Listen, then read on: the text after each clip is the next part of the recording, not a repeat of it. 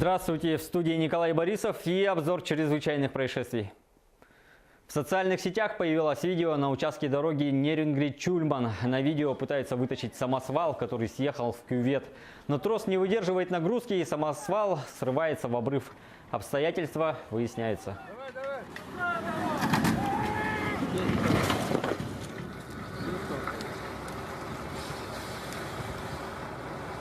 Якутяне в социальных сетях делятся впечатлениями от шторма, накрывшего несколько районов республики. Между тем, Якутскэнерго сообщает, что персонал продолжает работы по восстановлению поврежденных линий электропередач и повреждения от непогоды. Количество оперативно-выездных бригад увеличено вдвое. Дефицита мощности нет. Энергетики призывают якутян с осторожностью использовать электроприборы. По линии МЧС о серьезных происшествиях не сообщалось. В столице республики ветром повалены рекламные щиты и повреждены дорожные знаки. В ГИБДД отметили повышение количества дорожно-транспортных происшествий. Только в столице произошло 3 столкновения, все участники которых отправлены на амбулаторное лечение. На территории республики органами внутренних дел проводится оперативно-профилактическая операция «Быт». Операция направлена на дополнительный контроль за лицами, состоящими на учете в полиции, выявление нарушителей, ранее не попадавших в поле зрения правоохранительных органов. Дополнительными мерами пресекается торговля алкогольной продукцией в неурочное время и магазинах. В ходе проверочных мероприятий также опрашиваются соседи, которые подотчетные лица могут обеспокоить. Осуществлены проверки 4892 мест проживания граждан, в том числе 3587 квартир и 1119 частных домов, 120 общежитий и 77 мест массового пребывания граждан. В Якутске зарегистрирован очередной факт интернет-мошенничества. В дежурную часть полиции обратилась 54-летняя женщина с заявлением о том, что неизвестные обманным путем похитили у нее более 20 тысяч рублей. Она пояснила полицейским, что с помощью поисковика в интернете нашла сайт по продаже недорогих авиабилетов. Ее привлекла низкая стоимость, поэтому она сразу же ввела на сайте свои данные для покупки билетов по 2 маршрутам. Несмотря на то, что оплата прошла успешно и с ее банковской карты были сняты 20 тысяч рублей, женщина не получила смс-сообщение о подтверждении покупки, а также электронный билет. Она пыталась звонить по указанным на сайте номерам, но все они оказались недоступны. Тогда женщина обратилась за помощью в полицию. По факту проводится проверка. Нерюнгринскими полицейскими раскрыта очередная кража с банковской карты. Задержан 33-летний безработный уроженец Молдовской ССР, ранее уже судимый за кражу. Выяснилось, что мужчины знакомы. Во время распития спиртных напитков в одной компании с потерпевшим подозреваемый, воспользовавшись тем, что остался один в комнате, совершил кражу банковской карты и покинул квартиру. Он знал пин-код карты своего знакомого, поэтому без труда снял с карты 7 тысяч рублей.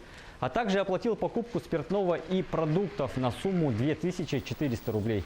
Свою вину злоумышленник признал. В отношении подозреваемого возбуждено уголовное дело и избрана мера пресечения заключения под стражу. Уважаемые граждане, никому и ни при каких обстоятельствах не сообщайте пин-код своей банковской карты, а также номер своей банковской карты, который указан на лицевой и оборотной стороне карты. В противном случае вы рискуете остаться без своих сбережений.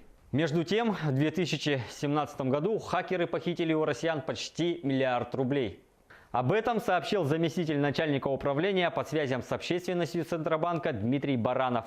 Средняя сумма операций составила 3000 рублей. В Центробанке отметили, что по мировым меркам это низкий результат.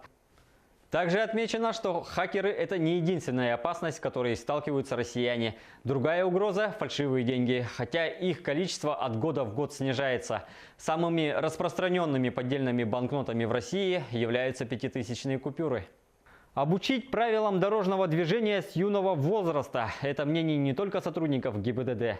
Как учат детей правилам поведения на дороге в Алекминске, расскажут наши корреспонденты.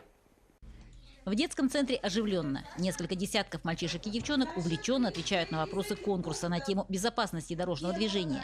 Простая программа, доступные ответы. Что-то ставит ребят в тупик, но большинство находит ответы быстро. Дети ходят в основном 3-4 класс, когда они уже знают и правила движения, и когда уже на велосипедах. Некоторые родители разрешают ездить, что где-то в городе, на центральной дороге. Вот им это более интересно. В числе участников ребята из клуба «Юный пешеход». Им, конечно, проще. Мы учим правила, ездим на симуляторе машине и как бы задаем своему преподавателю вопросы. Ну, он нам задает, мы ему отвечаем. И мне это интересно. В составе жюри начальник отдела ГИБДД. Он уверен, такие конкурсы необходимы.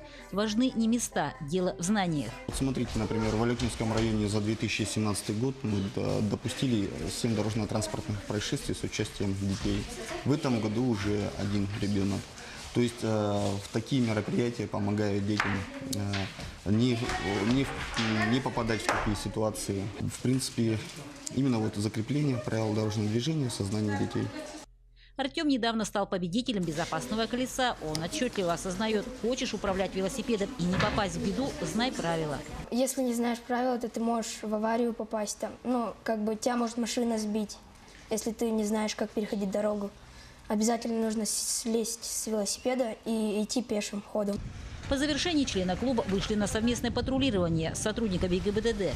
На дороге ближе понимаешь, чем чревата невнимательность, плюс знакомство с непростой профессией. Елена Фаст, Максим Копылов, Алекминск. На этом у меня все. Берегите себя.